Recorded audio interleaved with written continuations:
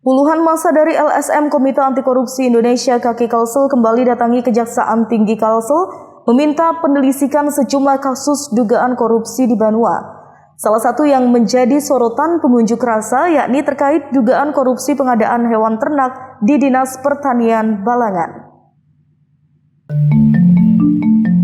Dengan membawa sejumlah spanduk bertuliskan dugaan kasus korupsi di Banua, puluhan massa yang tergabung dari LSM Komite Anti Korupsi Indonesia kembali datangi Kejaksaan Tinggi Kalsel Kamis siang.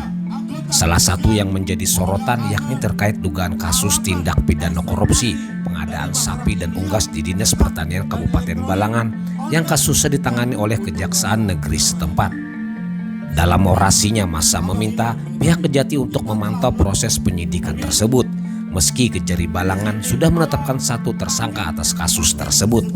Massa menilai masih ada dugaan pihak lain yang terlibat dalam proyek pengadaan hewan ternak tahun anggaran 2019 senilai 15 miliar rupiah itu.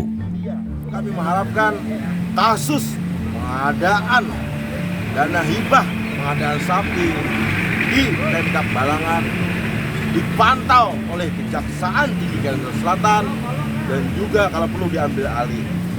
Segera tetapkan tersangka pihak-pihak yang terlibat baik eksekutif dan legislatif.